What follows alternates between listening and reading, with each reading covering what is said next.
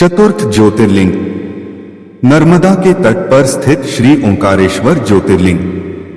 श्री ओंकारेश्वर श्री ममलेश्वर यह ज्योतिर्लिंग मध्य प्रदेश में पवित्र नर्मदा नदी के तट पर स्थित है। इस स्थान पर नर्मदा के दो धाराओं में विभक्त हो जाने से बीच में एक टापू सा बन गया है। इस टापू को मांधाता पर्वत या शिवपुरी कहते हैं। नदी की एक धारा इस पर्वत के उत्तर और दूसरी दक्षिण होकर बहती है। दक्षिण वाली धारा ही मुख्य धारा मानी जाती है। इसी मांधाता पर्वत पर श्री ओंकारेश्वर ज्योतिर्लिंग का मंदिर स्थित है। पूर्व काल में महाराज मांधाता ने इसी पर्वत पर अपनी तपस्या से भगवान शिव को प्रसन्न किया था। इसी से इस पर्वत को मांधाता पर्वत कहा जाने लगा। इस ज्योतिर्लिंग मंदिर के भीतर दो कोठरियों से होकर जाना पड़ता है। भीतर अंधेरा रहने के कारण यहां निरंतर प्रकाश जलता रहता है। ओंकारेश्वर लिंग मनुष्य निर्मित नहीं है, स्वयं प्रकृति ने इसका निर्माण किया है। इसके चारों ओर हमेशा जल भरा रहता है। संपूर्ण मांधाता पर्वत ही भगवान शिव का रूप माना जाता है।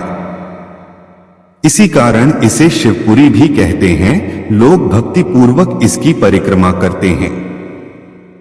कार्तिकी पूर्णिमा के दिन यहां बहुत भारी मेला लगता है। यहां लोग भगवान शिवजी को चने की दाल चढ़ाते हैं। रात्रि की शिव आरती का कार्यक्रम बड़ी भव्यता के साथ होता है।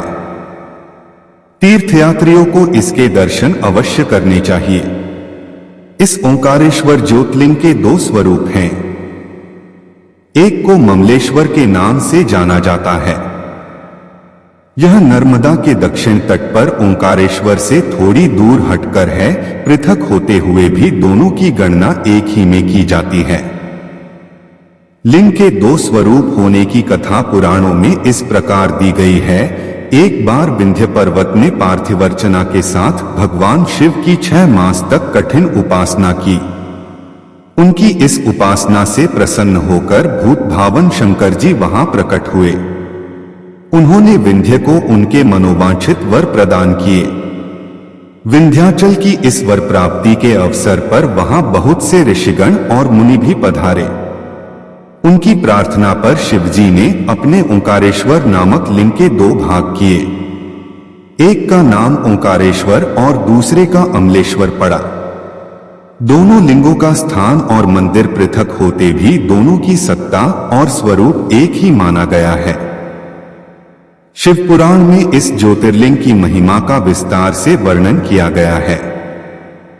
श्री ओंकारेश्वर और श्री ममलेश्वर के दर्शन का पुण्य बताते हुए नर्मदा स्नान के पावन फल का भी वर्णन किया गया है।